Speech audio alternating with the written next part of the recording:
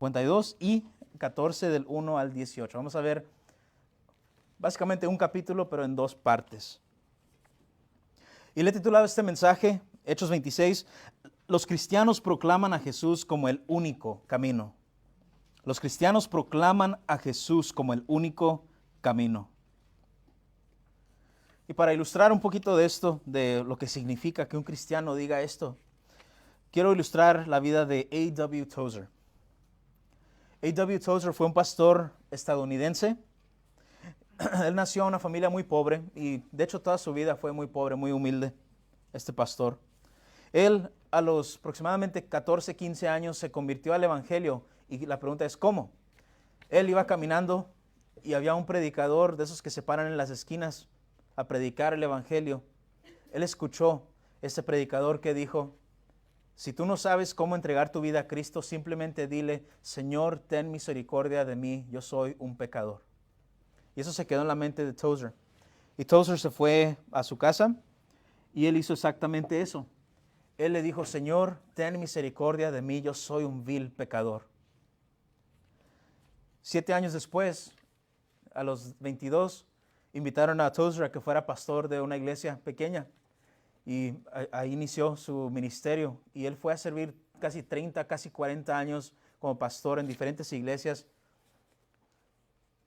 Y algo que guardó siempre Tozer fue esto: Jesús no es una de muchas formas de acercarse a Dios, ni es el mejor de uno de varios caminos. Dijo Tozer, Él es el único camino. No es una opción, no es uno de varios caminos. Jesús es el único camino. Y eso es lo que fue predicando Tozer toda su vida hasta que falleció. Cuando falleció Tozer, en su tumba simplemente era una roca que decía: A.W. Tozer, hombre de Dios. Espero que podamos nosotros decir lo mismo, o que digan lo mismo de nosotros, que pasamos toda la vida diciendo lo mismo: Jesús es el único camino. Y bien, llegamos a Hechos 13, 44 al 52. Vamos a leer en su totalidad esa porción y después explicamos dónde estamos. Dice así, leemos de una forma alternada. El siguiente día de reposo, casi toda la ciudad se reunió para oír la palabra del Señor. 45. Pero cuando los judíos vieron la muchedumbre, se llenaron de celo y blasfemando contradecían lo que Pablo decía. Entonces Pablo y Bernabé hablaron con valor y dijeron: era necesario que la palabra de Dios les fuera predicado primeramente a ustedes, pero ya que la rechazan y no se juzgan dignos de la vida eterna, así que ahora nos volvemos a los gentiles. Te he puesto como luz para los gentiles, a fin de que lleves la salvación hasta los confines de la tierra. Oyendo esto, los gentiles se regocijaban y glorificaban la palabra del Señor, y creyeron cuantos estaban ordenados a vida eterna. 49. Y la palabra del Señor se difundía por toda la región. Pero los judíos instigaron a las mujeres piadosas y distinguidas, y a los hombres más prominentes de la ciudad, y provocaron una persecución contra Pablo y Bernabé, y los expulsaron de su región. 51.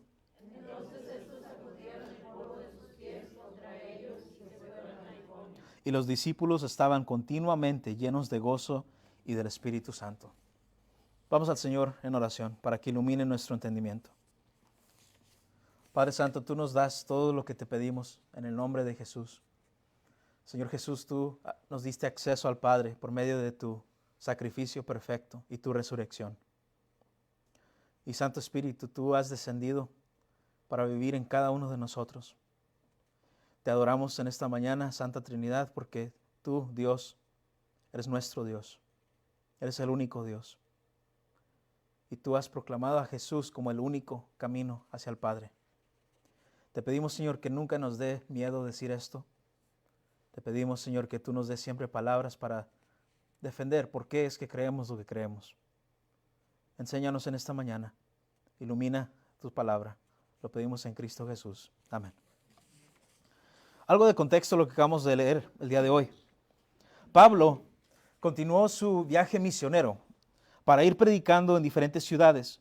Y tenemos una foto aquí para ilustrar el viaje misionero de Pablo de Jerusalén a Antioquía, de Antioquía a la isla de Pafos, de Pafos a Perga, después llegaron a Antioquía de Pisidia. Es ciudades en el país de Turquía el día de hoy, ciudades que todavía puedes encontrar. Y mayoría ciudades donde el Islam es la ley. Pero en ese entonces Pablo llegó a Antioquía de Pisidia y recuerda, ¿dónde estaba esta ciudad geográficamente hablando? ¿Dónde se encontraba Antioquía de Pisidia? ¿A nivel de mar o en las montañas? ¿Sí recuerdan? Las montañas. Casi 1 kilómetro de altura donde subió Bernabé y Pablo para alcanzar estas personas. Y vimos la semana pasada que entró directamente a la sinagoga donde se congregaban los judíos para hablarles de Jesús. Y vimos la semana pasada cómo el método de Pablo con los judíos era esto. Todo lo del Antiguo Testamento señala a Jesús. Entonces la semana pasada vimos que muchos se convirtieron, muchos creyeron en Jesús por su predicación. Y aquí lo que acabamos de leer, los que creyeron, la siguiente semana le dijeron, Pablo, vuelve, queremos seguir escuchando más. Pero no solamente llegaron ellos, sino que inteligentes, trajeron invitados. Trajeron sus seres queridos, amigos, los que trabajaban con ellos, se los trajeron, vengan todos para escuchar esta predicación de Pablo. También vimos ahí que aquellos que rechazaron el Evangelio la semana pasada, los siguieron rechazando y crecieron en su odio por el Evangelio y por Pablo. Tanto así que no solamente ellos lo rechazaron, intentaban de alejar a otras personas de que creyeran. Vamos a leer en una porción aquí en unos minutos que dice que envenenaban la mente de las personas. Y es lo malo de la incredulidad. Las personas no están satisfechas con solamente ellos no creer, quieren que los demás tampoco crean. Es lo que vemos con el movimiento ateo moderno. Los ateos dicen, Dios no existe, pero ¿cómo se la pasan hablando de Dios, no? Dicen, Dios no es real, es un mito, es cuentos de hadas, pero tienen conferencias, libros, videos, puedes comprar cursos de ateísmo para combatir a los cristianos, se la pasan hablando de Dios. Pero eso que hacían estas personas, negaban el Evangelio y hacían que otras personas también lo rechazaran. Y vemos algo interesante aquí. Dice en el versículo 46, Pablo y Bernabé con valor dijeron esto, era necesario que la palabra de Dios les fuera predicado primeramente a ustedes. ¿Quiénes son los ustedes? Los judíos.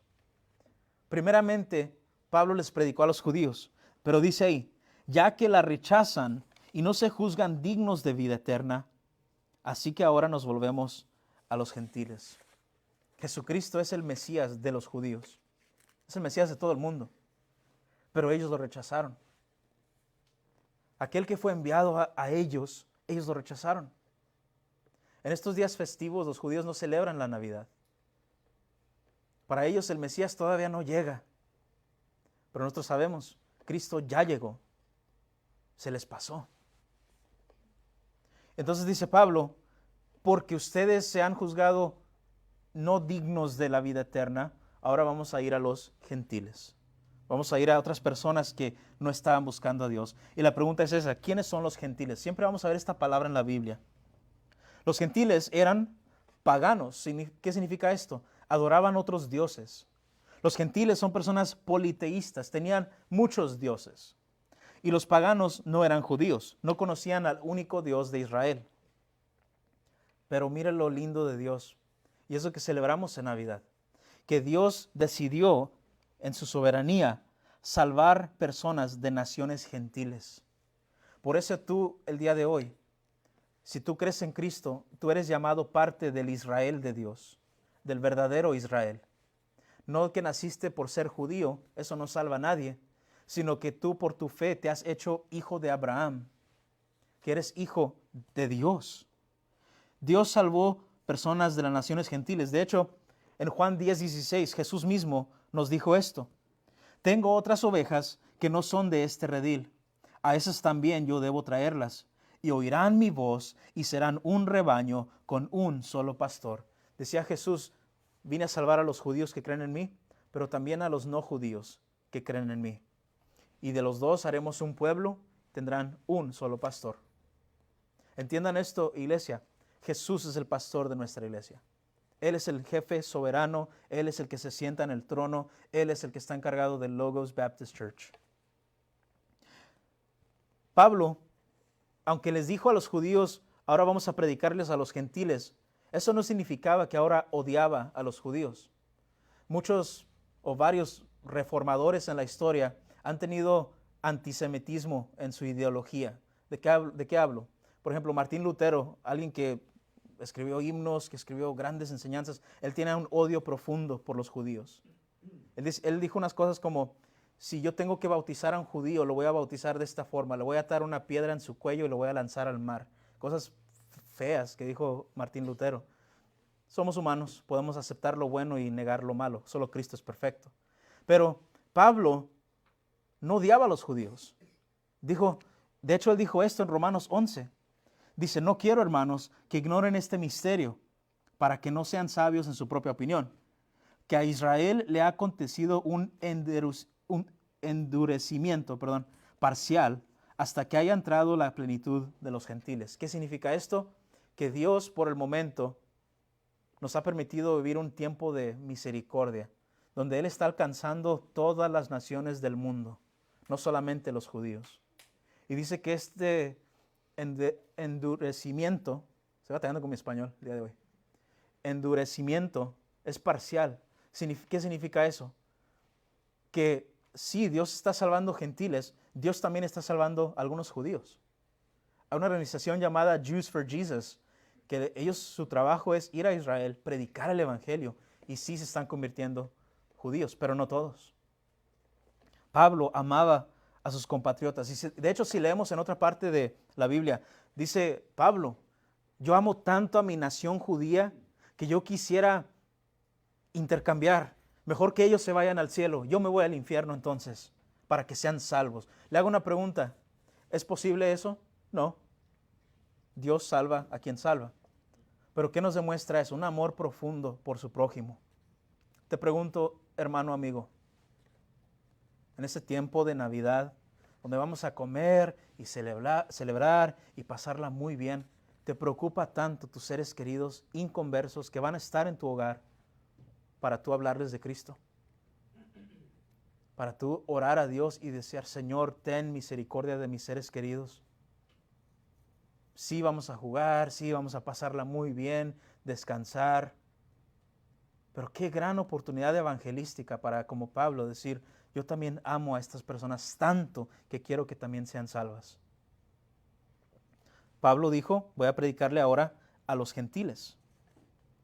Y dos cosas que vemos aquí. Número uno, debemos contarles a todos acerca de Jesús. Debemos contarles a todo mundo acerca de Jesús.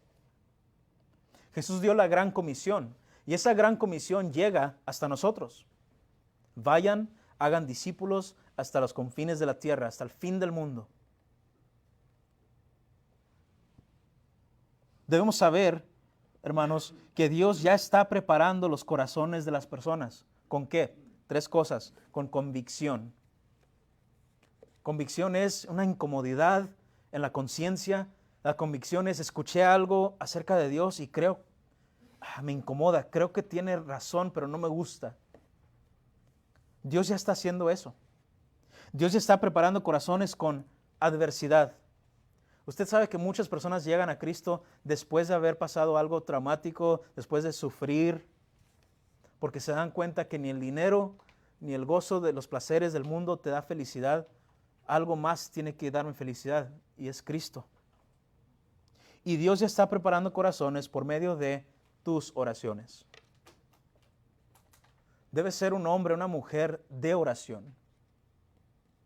Pablo no solamente subió a Antioquía a saber qué pasa. Se da a entender que estuvieron orando continuamente, porque es lo que hacían antes. Dios prepara el corazón. Dios toca la mente de estas personas. Abre el camino, Señor. Debemos contarles a todos acerca de Jesús. Debemos saber también que Dios hará todo lo posible para salvar a su pueblo escogido. Dios sabe quiénes son los suyos. De hecho, Él dice, muchos son los llamados, pocos los escogidos. Él sabe quiénes son los escogidos, tú y yo no. No es para nosotros saber. Pero sabemos que Dios hace todo lo posible para alcanzar, por ejemplo, en las parábolas de Jesús, la oveja perdida. Dejar a los 99 para buscar a la perdida. La parábola de la moneda perdida. Dice que esta mujer perdió lo más valioso, que volteó toda su casa y cuando lo encontró, hizo fiesta. Gracias a Dios lo encontré. Y la historia del hijo pródigo, el hijo perdido, que cuando regresó su padre le dio la bienvenida. Dijo, este es mi hijo que estaba muerto, ahora vive. Así piensa Dios. Así debemos pensar nosotros. Por eso Pablo y Bernabé fueron a la sinagoga, hablaron con denuedo, hablaron de Jesús. Debemos también ser buenos misioneros, hermanos. Y debemos estar conscientes del campo misionero que Dios nos ha asignado.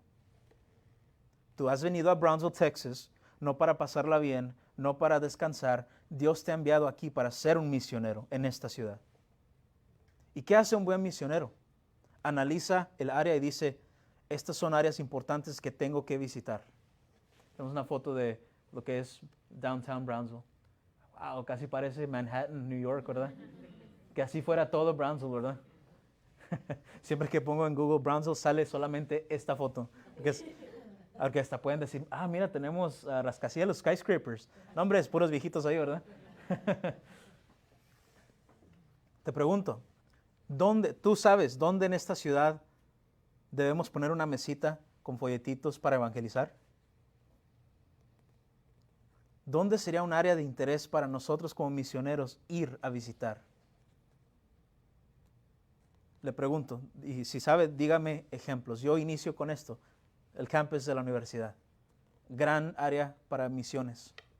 ¿Qué otra área de esta ciudad podemos visitar? Dígame usted. El área de los autobuses. El downtown, el área de los autobuses, exacto. Hay migrantes, hay personas que vienen de Matamoros, hay homeless people. ¿Dónde más? Las escuelas. Las escuelas. No ve, hermano, que podemos, unos de estos días, ¿salen a qué horas de la escuela? ¿A las 4, más o menos? Poner una mesita down the street, porque no nos dejan estar ahí, down the street, poner aguas, folletitos, y ¿sabes qué? Quiero orar por ti el día de hoy. ¿Cómo puedo orar por ti? ¿Cuántos jóvenes no se están yendo a la perversidad, al mundo y al infierno, y nosotros no les estamos hablando?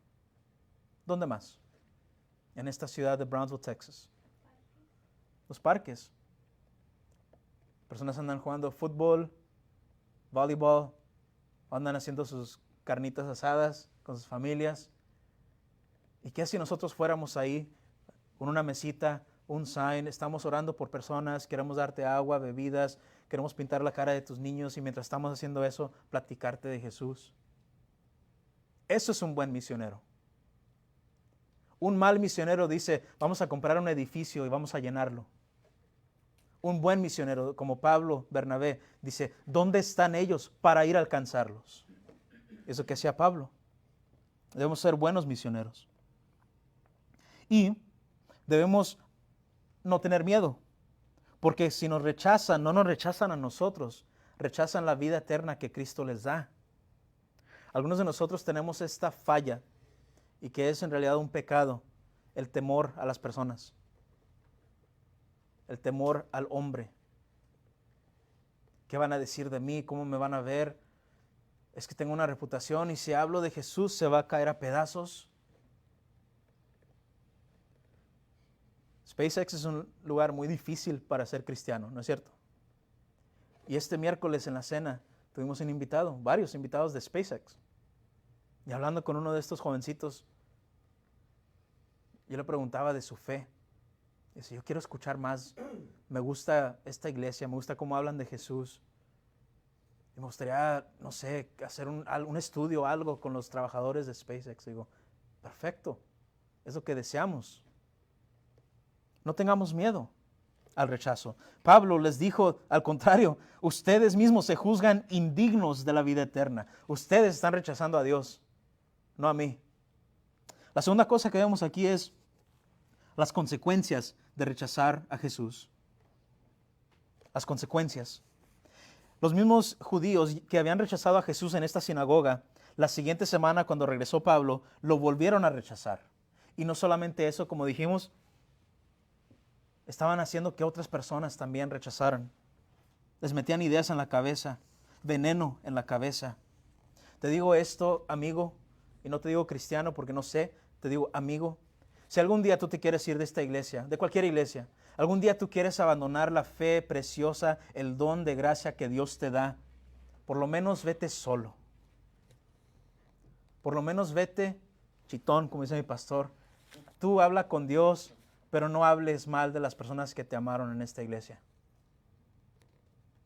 Personas que te sirvieron, que se quedaron despiertos tarde para estar contigo, que te marcaban, que leían la Biblia contigo, que se cansaron de estarte invitando a comer y siempre rechazabas por X razón. Si tú algún día abandonas esta iglesia y abandonas la fe en general, no seas como estas personas que lanzaban veneno por todas partes. ¿Qué dice la Biblia? Que aquellos que hacen esto son como víboras. ¿Qué es la palabra que usa la Biblia? En vez de víboras, dice otra palabra. Serpientes, hay otra palabra, no recuerdo. Pero que dice que tienen veneno bajo sus lenguas. Las consecuencias de rechazar a Jesús. 1. Una mente depravada. Una persona que rechaza a Jesús porque sigue esclavizada al pecado, va de mal en peor. Para todas las jovencitas que les gusta escuchar podcasts de asesinatos y de murder mysteries, o muchachos también, I understand. No te preguntes más cómo es que pueden llegar a eso. Es lo que hace la mente depravada. ¿Cómo pudieron llegar a secuestrar y matar a alguien? Es lo que hace una mente que no tiene a Dios. Va de mal en peor. Una mente depravada. La consecuencia de rechazar a Jesús también hace un corazón endurecido y orgulloso. Estas personas decían, ya negamos a Pablo, negamos el Evangelio, sabemos más que él. Se endurece, se enaltece, se hace muy orgulloso. ¿Y qué causa eso en una persona? Hace que se enfríe hacia Dios. Si les vuelves a hablar de Cristo, dicen, ya no quiero escuchar más. O se hacen frío con su creación, con la creación de Dios. Tratan mal a las personas, tratan mal a los animales, dejan basura por todas partes. No les importa la creación. Si no les importa el Creador, mucho menos la creación. Otra consecuencia es, obvia, el juicio eterno en el infierno. Aquellos que rechazaron la oferta de Noé cuando estaba construyendo el arca, que tuvieron 120 años para arrepentirse y decir, sí, vamos contigo. ¿Qué pasó? Se cerró el arca, Dios la cerró, llegó el diluvio, se los llevó a todos. Dios promete, no voy a volver a inundar el planeta como lo hice antes, pero ahora cuando venga su juicio final, no va a ser con agua, va a ser con fuego, nos dice Pedro. Y si ellos rechazan esta rama de olivo, ramita de olivo, es una señal de paz. Si rechazan esa paz, no queda más que el juicio. De hecho, así dice Hebreos en Hebreos 10. Dice, porque si continuamos pecando deliberadamente después de haber recibido el conocimiento de la verdad, ya no queda sacrificio alguno por los pecados. En otras palabras, hemos escuchado el Evangelio y lo negamos, no hay más. 27, ¿qué dice todos juntos? Sino cierta horrenda expectación de juicio y la furia de un fuego que ha de consumir los adversarios. Cualquiera que violó la ley de Moisés muere sin misericordia por el testimonio de 2 o 3 testigos. 29, todos juntos. ¿Cuánto mayor castigo piensan ustedes que merecerá el que ha pisoteado bajo sus pies al Hijo de Dios y ha tenido por inmunda la sangre del pacto por la cual fue santificado y ha ultrajado el Espíritu de gracia? Palabras pesadas. Si en el Antiguo Testamento rechazaron a Moisés, los apedreaban, los mataban. Dice, cuán feo y cuán horrendo va a ser el juicio que caiga sobre aquellos no que creyeron leyes en tablas, sino aquellos que niegan al Hijo de Dios. Y dice ahí la palabra, lo pisotean. Palabras fuertes. Las consecuencias de rechazar a Jesús. Pablo les dice, ustedes mismos son sus mismos jueces. y han dicho no somos dignos de vida eterna. ¿Por qué? Porque rechazamos esa mano de Dios. Amigo, no rechaces la mano de Dios. Si Él te está hablando, toma su mano. Escucha su voz. Seguimos con el texto aquí en Hechos. Terminamos capítulo 13, pero sigue la historia en capítulo 14. Una pausa ahí. ¿Por qué? Sabemos que los versículos, números y capítulos no fueron añadidos hasta después para nuestro beneficio, pero el texto sigue en el original griego. Hechos 14, 1 al 7. Cuando Pablo y Bernabé entraron juntos en la sinagoga de los judíos en Iconio, ¿qué pasó? Salieron de Antioquía, los corrieron, se fueron a otra ciudad, a Iconio. Hablaron de tal manera que creyó una gran multitud, tanto de judíos como de griegos. 2. Pero los judíos que no creyeron excitaron y llenaron de odio los ánimos de los gentiles contra los hermanos. Con todo, se detuvieron ahí mucho tiempo, hablando valientemente, confiados en el Señor, que confirmaba la palabra de su gracia, concediendo que se hicieran señales, o sea, milagros y prodigios por medio de sus manos. 4. Pero la gente de la ciudad estaba dividida, y unos estaban con los judíos y otros con los apóstoles. Pausa ahí. Apóstoles no significa los 12 apóstoles, usa el significado de los enviados, los misioneros. Es una mejor traducción. Los misioneros, los enviados. 5. Cuando los gentiles y los judíos, con sus gobernantes, prepararon un atentado para maltratarlos y apedrearlos. 6. Los apóstoles se dieron cuenta de ello y huyeron a las ciudades de Licaonia, Listra, Derbe y sus alrededores. Y allí continuaron anunciando el evangelio.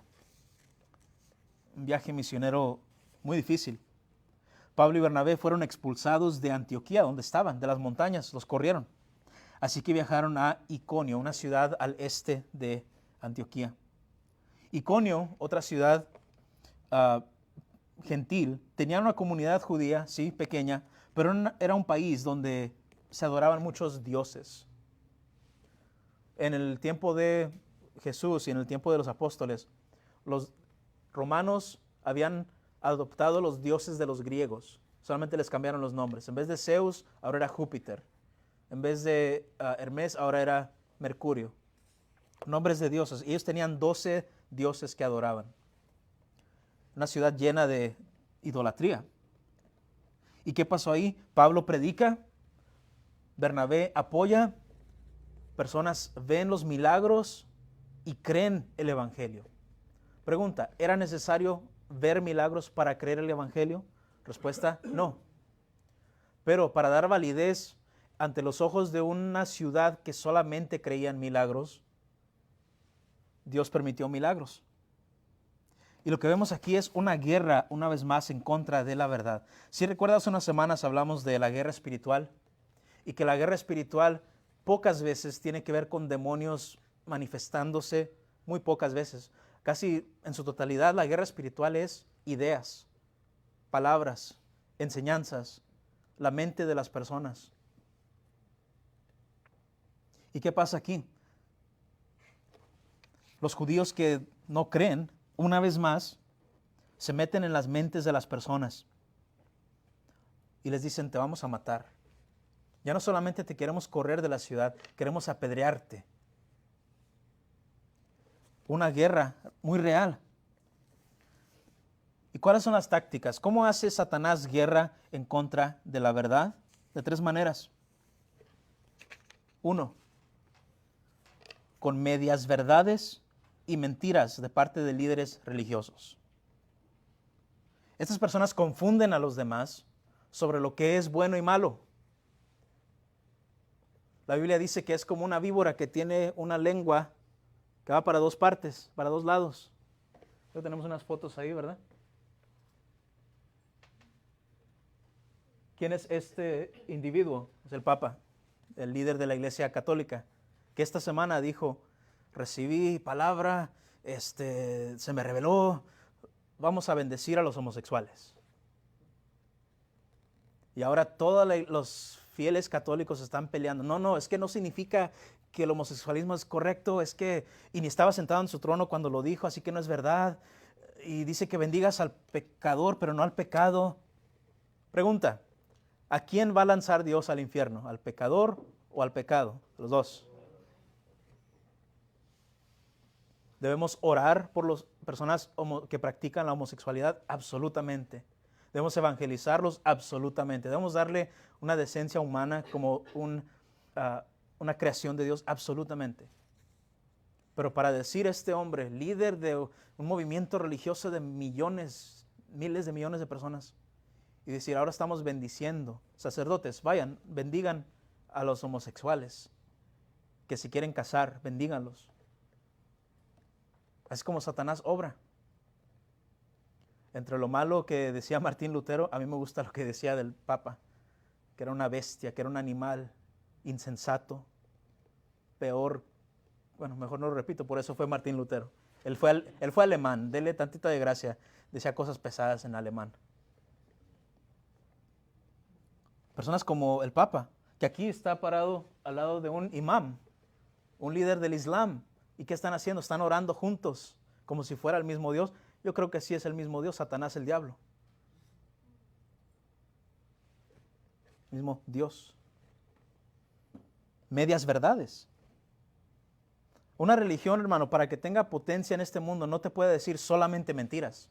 Te tiene que decir medias verdades. Sí, nosotros creemos que Jesús es el Hijo de Dios, pero María es la Madre de Dios y es la Reina del cielo. Siempre una media verdad. ¿Quién es el único Rey de Reyes del cielo? Jesucristo. No comparte eso con nadie. Sí, tenemos libertad de orar directamente a Dios, dice el Papa, pero también necesitamos que intercedan los santos por nosotros. Que dice la Biblia que hay un mediador, uno que intercede entre el hombre y Dios. ¿Y quién es? El hombre Jesucristo. El único. Entonces, ¿cómo hace guerra Satanás en contra de la verdad? Medias verdades y mentiras de líderes religiosos. Tenemos otra imagen, ¿verdad? ¿Quiénes son estos individuos? Cash Luna. Si tu nombre es Cash y eres un predicador, ya empezamos mal. Si tu nombre es Dinero, ya empezamos mal. Imagínate si yo me cambiara mi nombre legalmente. Dinero Martínez. Cash Martínez. Manny Centavos Martínez, porque no me alcanza para cash, centavitos. ¿Y qué es lo malo de estos hombres? ¿Que se visten bien? No. A mí me gustaría poder vestirme así y verme bien. No me alcanza. ¿Qué es el problema? ¿Que hacen música bonita que a todos les gusta? No. ¿Qué es el problema? Esas medias verdades. Dice Marcos Witt, sí, recibe a Cristo, amigo. ¿Es correcto eso? Sí. Pero también dice que Dios no puede hacer nada si tú no le das permiso. ¿Es cierto eso? No. Dios es soberano. Dice Cash Luna que Jesús es el único Salvador. ¿Es cierto eso? Sí. Pero dice, y si lo recibes, Dios quiere que multipliques en abundancia tus finanzas. ¿Es cierto eso? Las riquezas son espirituales, no siempre la billetera. Estos hombres son cobardes. Estos hombres dicen ser fieles a Dios, pero no tienen las agallas, la convicción para decir, esto es la verdad y todo lo demás es mentira. ¿Qué hacen para ser famosos, prósperos? Sí, pero también esto. Y eso que usa Satanás. ¿Para qué quieres que Satanás se manifieste en demonios cuando tiene a estos demonios? ¿Para qué va a gastar sus demonios limitados si ya tiene a hombres insensatos como estos diciendo que hablan por Dios? ¿Cómo hace guerra Satanás en contra de la verdad? Cancelando a las personas, algo que se llama en inglés cancel culture. Y si no hablas inglés, tal vez no entiendas qué es eso de cancelar a las personas. ¿Qué es este movimiento de cancelar a las personas? Que buscan en tu Facebook, personas que no tienen vida ni tiempo, y se ponen a buscar todo lo que has publicado en los últimos 10 años. Tú puedes hacer esto para ti mismo, no de los demás. Busca tu nombre y busca un tema, por ejemplo, de el aborto. Manuel Martínez, aborto, búscalo en Facebook y van a salir todas tus publicaciones donde hablaste del aborto, tal vez hace 15, 20 años o 16 años o lo que sea, cuando inició Facebook. ¿Y qué hacen? Toman eso y lo publican. Mira lo que piensa esta persona Debemos cancelarlo. No le vendan cosas a esta persona, no le den empleo a esta persona, no reciban a sus hijos en la escuela de estas personas. ¿Y qué pasa? Las personas dicen, no, pues discúlpenme, tal vez no me expresé de la mejor manera. No, no hay perdón. Porque usted y yo sabemos que Satanás no tiene perdón. Así que él no permite que haya perdón. Y eso que quieren hacer con Pablo y Bernabé, cancelarlos. Que ya no hablen más. Córranlos de esta ciudad. ¿Cómo hace guerra Satanás contra la verdad? Con miedo. Con miedo. Siempre que se aparece un ángel en la Biblia, ¿qué es lo que dice? No temas. Do not be afraid. Do not fear. No tengas miedo. Un contraste muy diferente a cómo, por ejemplo, Gabriel se apareció a María y le dice, María, no tengas miedo. Y le cuenta lo que va a pasar con Jesús. Pero en el Corán, cuando nos dice, por ejemplo, según dice Mahoma, que se le apareció Gabriel, dice que a Gabriel lo quiso ahorcar 3 veces a Mahoma. Y que le decía, lee la palabra de Dios. Y Mahoma dice, soy analfabeto, no sé leer. Y lo ahorcaba más, lee la palabra de Dios. Satanás obra por miedo. Dios no es un Dios de miedo. Él nos dice, no temas. Pero si Satanás te puede asustar, ¿y cómo es que te asusta? Con rechazo social, ya no te invitan, ya no quieren saber nada de ti, todos hablan mal de ti, persecución del gobierno, que cada día más y más y más, no soy profeta, pero cada vez se cumple más lo que dije, que más quiere el gobierno aplastar las iglesias, es obvio. Miedo, cuando ahora se hacen multitudes y gritan en contra de ti. Y pregúntate, hermano, ¿has tenido dudas acerca de tu fe alguna vez? Porque dices, mira cuánta gente no cree lo que yo creo. ¿Será que ellos tienen la razón? Por ser multitud. Si hay tantos musulmanes y es la religión que más rápido está creciendo, ¿será que ellos tienen la razón? Si hay tantos católicos en el mundo y nosotros los protestantes somos pocos, ¿será que ellos tienen la verdad y siempre la han tenido la verdad? Porque son multitud. Le hago una pregunta. ¿Cómo combatieron Pablo y Bernabé las amenazas de la multitud? Regresemos a Hechos 14:3. Cuando la multitud les decía, váyanse o los vamos a matar, ¿qué hizo Pablo? ¿Qué hizo Bernabé? 14, versículo 13. Dice, con todo, ¿qué hicieron? Se detuvieron ahí. Ahí se quedaron.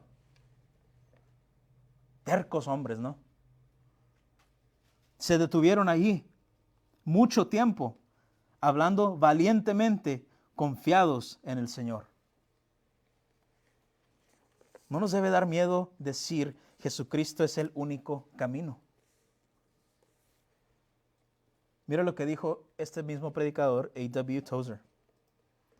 Dijo, la necesidad más crítica en la iglesia en este momento es hombres audaces, hombres libres. La iglesia debe buscar con oración y mucha humildad la llegada de hombres hechos de la materia de la cual estaban hechos los profetas y los mártires. Hombres con convicción.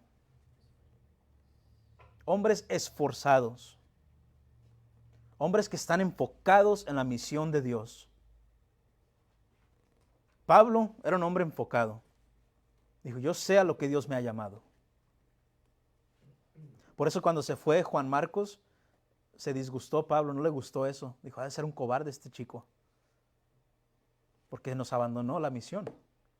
Después hacen las paces. Pero es cierto lo que decía Tozer en el siglo que es 20, y es cierto todavía el día de hoy. Necesitamos hombres humildes, audaces, hombres que conocen las Escrituras y que la defiendan. Por eso Pablo y Bernabé siguieron predicando a pesar de que los querían matar. Pero después, usando su sabiduría e inteligencia, dijeron, ya predicamos mucho tiempo, muchos se convirtieron, hay más ciudades que visitar. Se fueron de Iconio. Y aquí es donde comenzamos ya a cerrar. Hechos 14, del 8 al 18. Y ahora vamos a ver un relato bien interesante. La locura de la idolatría. Hechos 14, 8 al 18. Y había en Listra, aquí llegaron a otra ciudad, había en Listra un hombre que estaba sentado, imposibilitado de los pies, cojo desde el seno de su madre, que nunca había andado, no podía caminar. 9. Este escuchaba hablar a Pablo, el cual, fijando la mirada en él y viendo que tenía fe para ser sanado, dijo con voz fuerte: levántate derecho sobre tus pies. Y él dio un salto y comenzó a andar. 11. Cuando la multitud vio lo que Pablo había hecho, alzaron la voz, diciendo en el idioma de Licaonía: los dioses se han hecho semejantes a hombres y han descendido a nosotros. Qué curioso, yo no planeé las cosas para que llegáramos a este versículo el día de hoy.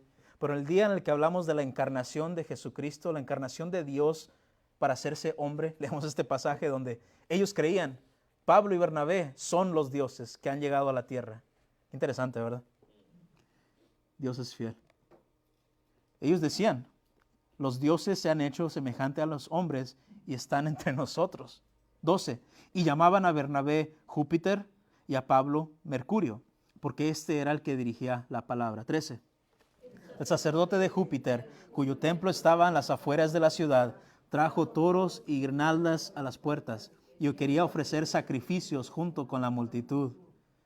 Pero cuando lo oyeron los apóstoles Bernabé, los misioneros Bernabé y Pablo, rasgaron sus ropas y se lanzaron en medio de la multitud gritando. 15. Señores, ¿por qué hacen estas cosas? Nosotros también somos hombres de igual naturaleza que ustedes y les anunciamos el evangelio para que se vuelvan de estas cosas vanas a un Dios vivo que hizo el cielo, la tierra, el mar y todo lo que hay en ellos.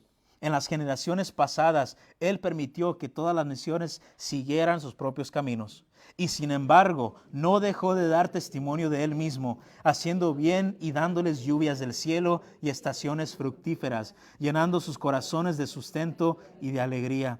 Aún diciendo estas palabras, apenas pudieron impedir que las multitudes les ofrecieran sacrificios. ¡Wow! Pablo y Bernabé, hombres judíos, ahora creyentes en Jesús, verdaderos judíos, llegan, predican en esta nueva ciudad de Listra, otra ciudad pagana donde también hicieron muchos milagros, aunque ahí creían en muchos dioses falsos. Y quiero hablar de eso, las leyendas de los dioses. Una foto que tenemos ahí, por favor. ¿Quién es este individuo? Es el Thor. Thor, que dicen los vikingos que era el dios del trueno. Y dices, ¿cómo es que esta gente llegó a creer tantas cosas tan absurdas? ¿Por qué? Se repetía la historia. Se repite, se repite, se repite. Hay un dicho, no sé cómo va, pero en inglés dice que una mentira que se repite 1000 veces ya es verdad. Y este mito de los dioses ya se ha repetido por miles de años. Por eso para ellos no nomás era una historia de leyendas, era algo real en sus mentes. Y mire cómo es la humanidad.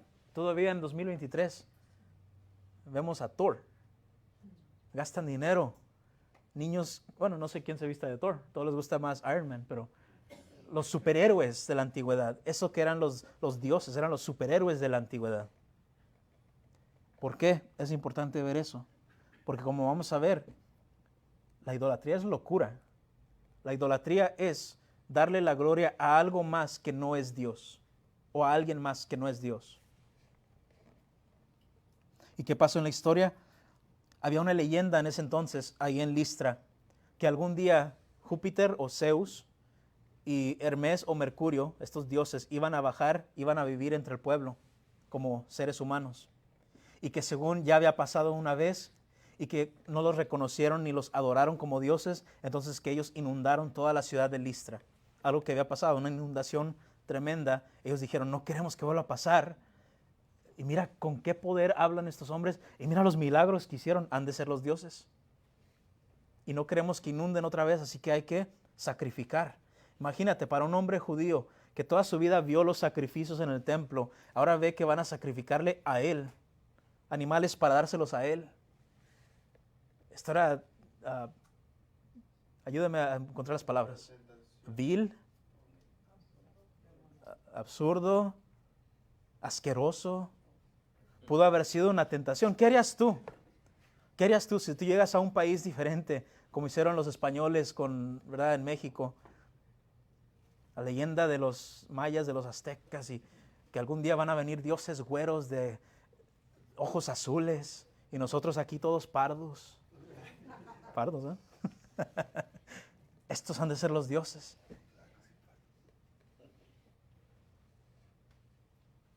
Le dio asco a Pablo, tanto así que dice que se rasgaron sus prendas. Es lo que hacían los judíos cuando de tanto coraje, tristeza, se rompían la ropa y decían, no puede ser. Y es lo que hizo Pablo y Bernabé. Dice, somos hombres como ustedes. ¿Por qué nos van a adorar como dioses? De hecho, ¿no escucharon lo que les acabamos de decir? El evangelio del único Dios vivo. Y para ustedes que son evangelistas, misioneros en campus o en la ciudad, que debemos ser todos, quiero que vean algo interesante aquí. Pongamos nuestros lentes de misioneros. Dice que ellos les hablaron de esta forma. No les hablaron del Antiguo Testamento.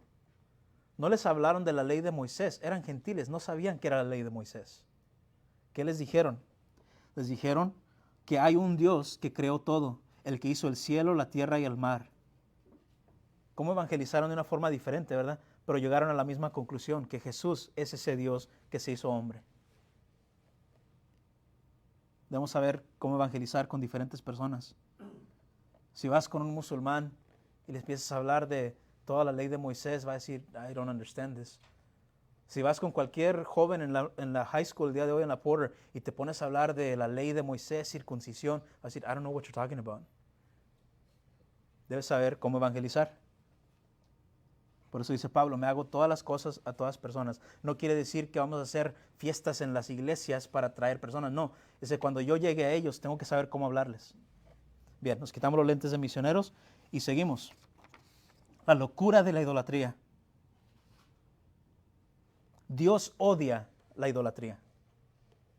Dios odia que como seres humanos pongamos cualquier otra cosa en el trono que le pertenece solo a Dios. Y eso sí lo vemos en el Antiguo Testamento.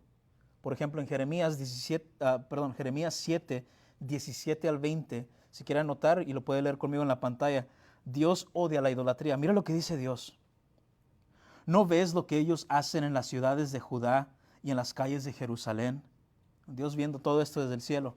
Los hijos recogen la leña. Los padres encienden el fuego. Las mujeres preparan la masa para hacer tortas a la reina del cielo.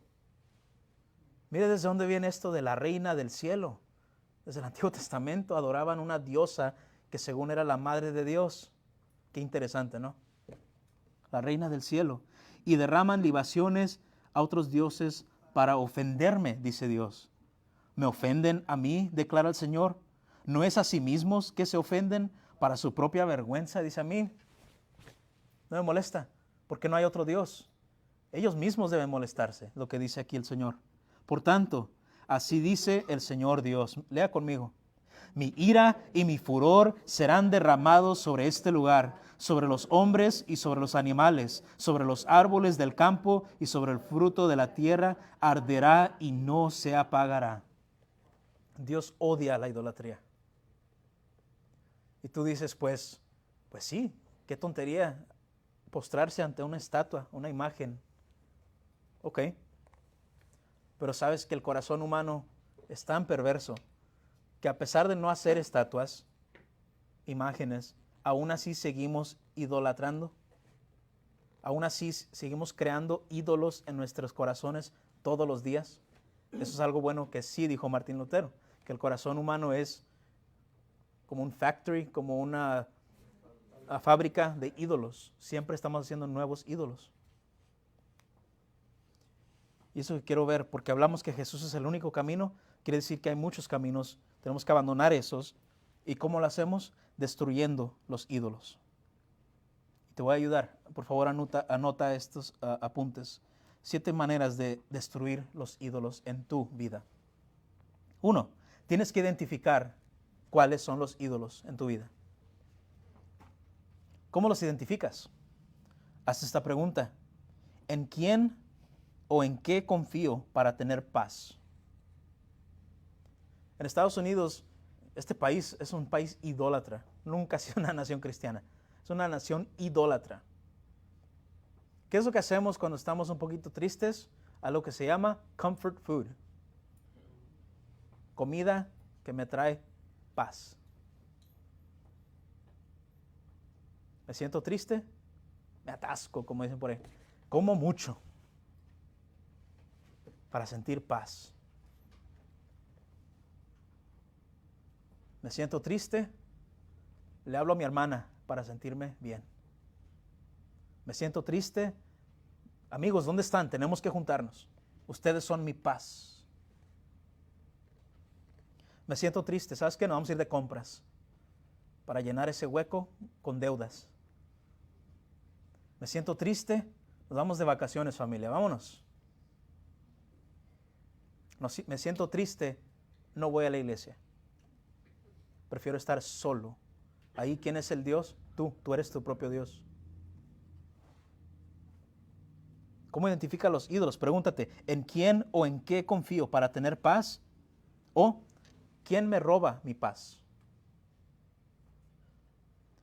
Porque los cristianos debemos ser personas de paz. No que no tengamos problemas, no que no sepamos llorar cuando sea adecuado para todo el tiempo. Pero la paz sincera, eterna, es la paz que tenemos, que yo conozco a mi Dios. Él es mi Padre. Esa es una paz que nadie te puede robar, porque es una paz que viene de Jesús, que Él dijo, yo te doy el paz no como el mundo, yo te la doy como mi Padre me la ha dado, yo te la doy una paz que sobrepasa todo entendimiento. Y esa nadie te la puede quitar. ¿Quién te roba la paz? ¿Tus suegros? ¿Los niños? Si el niño está bien, yo estoy en paz. Si el niño no está bien, ando todo amargado. Si mis suegros me tratan bien, en paz. Si ahora mis suegros tienen un yerno favorito diferente que no es Manuel Martínez, ya no tengo paz. Ahí vas a identificar tu ídolo también cuando cheques tu cuenta bancaria, en dónde se está yendo tu dinero. Porque tal vez no vayas a una estatua, pero ¿qué hacemos? Tap con el teléfono, swipe con la tarjeta, ahí están tus ofrendas y ahí se va toda tu adoración. Carnes asadas. ¿Qué es lo que iban a hacer ellos? Ofrecer sacrificio. ¿Qué es un sacrificio? Una carne asada. Es lo que hacían con el animal. Lo mataban, cocinaban la carne en nombre de mi Dios. Ganó el América. Vamos a hacer una carne asada. Idolatría. Perdieron las Chivas. Estoy triste. Idolatría. Amén. Amén. Dígalo, como dice mi amigo, say it with your chest. Dile con tu pecho. Amén. Amén. Identifiquemos los... ¿qué fue eso? Identifiquemos los ídolos. Identifiquemos los ídolos. 2. Después de identificarlos, ¿qué debes hacer? Comprende que los ídolos pueden comenzar como cosas buenas y convertirse en cosas muy malas. Es que voy a ir a la escuela, conseguir un degree para mejorarme. ¿Es algo bueno? Sí, es algo bueno. Pero por estar estudiando, no leo mi Biblia, no tengo tiempo de comunión con Dios, estoy ignorando mis amistades. Es que el diploma el diploma se ha convertido en un ídolo. No es malo en sí. El dinero, porque como dice Jesús, no es malo en sí. El dinero es el amor al dinero. El amor al diploma. El amor a tu club de deportes. Comienzan como cosas buenas y se convierten en dioses, ídolos, cosas malas. 3. ¿Cómo destruye los ídolos? Debes comprender que lo que amas como un ídolo, lo vas a odiar como un ídolo. Dios es el único que nunca falla. Pero cuando pones cualquier otra persona, cualquier otra cosa en el lugar de Dios, te va a fallar. Y aunque lo ames con toda tu devoción, cuando te falle, lo vas a odiar. Por eso personas que dicen, vamos a tener un hijo para arreglar el matrimonio. Tienen el hijo. Y luego el hijo no los quiere, o el hijo se va. Odian el hecho, ¿por qué tuve este hijo? Y no lo dicen, pero lo piensan. Es que tú, mija, cuando me case contigo, tú y yo vamos a ser felices por toda la eternidad. Y luego te falla tu esposa porque es humana como tú. ¿Para qué me casé con esta?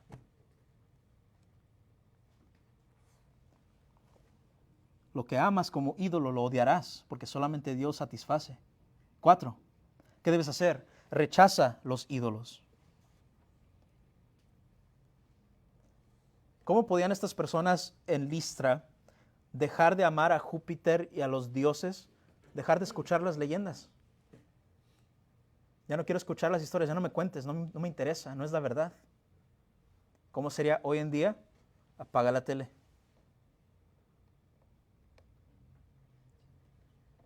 Tu teléfono te dice screen time, ¿en qué pasas todas tus horas en tu teléfono? Apaga la tele. Deja de usar las redes sociales tanto como las usas. Si tu ídolo es otra persona, es que yo quiero ser como ella, yo quiero ser como él, yo quiero que mi matrimonio sea como el de ellos, yo quiero ser una mamá como ella, un papá como él. Mejor abandona esas redes sociales por un tiempo y date cuenta que no satisface. Y deja de escuchar la música. ¿Sabes por qué los programas de la tele se les llaman programación? Porque es exactamente lo que hacen, te programan tu mente. La música hace lo mismo. Cuando trabajé en construcción con mi papá, siempre ponían las mismas canciones. Ojalá que te mueras, que todo tu mundo se vaya no sé dónde. Ya estaba el señor con 6 hijos, la esposa que la quería bastante. Ojalá que te mueras. Oye, ¿por qué escuchas? No, es que me duele esta canción. ¿Por qué? ¿Qué te ha hecho tu mujer? No, pues nada, pero es que está buena la canción. Y nos damos cuenta, ¿verdad? Cómo nos van programando este mundo. ¿Quién te dañó? ¿Quién te hizo daño? Nadie. Apaga la tele, deja las redes sociales, deja de escuchar esa música. 5. Rechaza a la multitud. Dios dijo que el camino que va a la muerte es muy ¿qué? Ancho. Y el camino que va a la vida es muy y pocos la encuentran. No te vayas con la multitud. Es que todas mis amigas ahorita andan con lo de las piedras, los cristales y el horoscope. Pues déjalas. ¿Qué dice Dios acerca de los que se hincan ante las piedras? Son insensatos. En Isaías 44 da una ilustración perfecta. Dice, según tan sabios son los que hacen ídolos, que toman un pedazo de madera, lo cortan a la mitad. Con la mitad hacen un fuego para cocinar las tortillas. Con el otro, la mitad, dicen, este va a ser mi Dios. Dice, qué tonterías, dice Dios. Es lo que hacen las multitudes, recházalo. Y debes saber esto, nunca vas a caminar solo. Dios siempre tiene otros creyentes que te van a acompañar. Seguimos porque se nos va el tiempo. Conoce a tu Padre, número 6. ¿Cómo puedes destruir los ídolos? Conoce a tu Padre y date cuenta que nada y nadie se compara. Para los jóvenes que viven esta tentación de sus cuerpos, tienes una decisión que tomar. ¿Le entrego mi cuerpo a mi novia, a mi novio, como un sacrificio en el altar de la cama? ¿O le entrego mi cuerpo a Dios para hacer un sacrificio viviente? Como dice Romanos 12. ¿A quién vas a adorar con tu cuerpo? Cuando dices, novio, novia, ¿quieres que te dé la prueba de amor? La prueba de amor más grande me la dio Jesús, tú no te comparas. Hasta aquí. Sé sabio. Ese noviazgo puede ser un ídolo. Y número 7, mantén los ojos en Jesús. Recuerda su muerte. ¿Sabes lo que me ha guardado a mí de mucha tentación, de muchos pecados? Recordar que Cristo fue crucificado por mí. Recordar que su sangre fue derramada por mí. Y el yo caer en ese pecado sería pisotear el sacrificio que Él hizo por mí. Recuerda su muerte. Por eso es tan importante estar congregados, tomar la Santa Cena juntos. Recordamos su muerte. Recordar su resurrección, que no es un Dios que murió y ahí se quedó, sino que vive. Y recordar su pronto retorno en gloria. que si se tarda 1000 horas o 1000 años, Él va a regresar. Y si Él no viene a nosotros primero, nosotros iremos a Él. Pablo, Bernabé, vieron la idolatría, se disgustaron, les dio asco, les dio coraje, porque sentían lo que Dios siente. Hermanos, Jesús es el único camino. Destruyamos, hagamos a un lado todos los ídolos que quieren robarle su gloria. Y cerramos con esta cita de A.W. Tozer. Y él dijo esto: lleva tu cruz, sigue a tu Señor y no prestes atención a las modas religiosas pasajeras. Sí, ahorita todos andan con piedras y a ratos pasa. Las masas siempre están equivocadas, recuérdalo. Las multitudes siempre han estado equivocadas. En cada generación, el número de los justos, de los creyentes, siempre es pequeño. Asegúrate de que tú estés entre ellos, porque Jesús es el único camino de la vida. Vamos a orar. Padre Santo, gracias por este tiempo, gracias por tu palabra, gracias por permitirnos ver lo que tú estuviste haciendo por medio de tu Santo Espíritu hace 2000 años. Y gracias, Señor, porque tú nos demuestras, nada ni nadie se compara contigo. Tú, Jesús, eres el único camino, verdad y vida. Tú, Señor Jesús, fuiste el único que se entregó por nosotros. Tu sacrificio fue eficaz, suficiente, cubre completamente nuestros pecados y nos da el perdón para en realidad ser perdonados. Yo te pido, Señor, por cualquier verdadero creyente que siente la culpa de sus pecados, que pueda ver que hay perdón en ti, que el pasado tú decides, Señor, no recordarlo más. Te pido para el que no es creyente, que no niegue este evangelio, que no pisotee a tu Hijo Jesús, sino que pueda ser humilde y en esta Navidad encontrar vida eterna. Y te pido por nosotros, Señor, tu iglesia local, que nos abra los ojos para ser buenos misioneros en nuestra ciudad, para alcanzar al perdido, sabiendo que no van a llegar a este edificio, tenemos que ir a alcanzarlos fuera de estas paredes. Ahora, Señor, obedecemos tu palabra, tomando de tu santa cena, recordando tu cuerpo, tu sangre, tu sacrificio, dándote gracias, Señor Jesús, porque tú decidiste tomar la ira de Dios en tu cuerpo.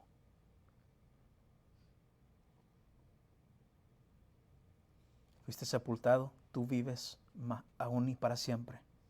Jamás morirás. Y deseamos estar contigo por toda la eternidad. Como dice tu palabra, Señor, ahora queremos examinarnos para no tomar indignamente esta cena, sino para ver que nuestras obras, que nuestras palabras coinciden con la vida de un cristiano. Si hubiera pecado en nosotros, Señor, perdónanos.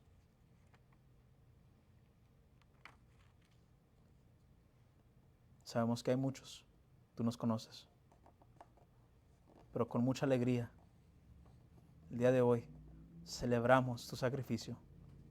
Para esto tú naciste en este mundo. Y tomamos con alegría tu santa cena. Todo lo hemos orado en Cristo.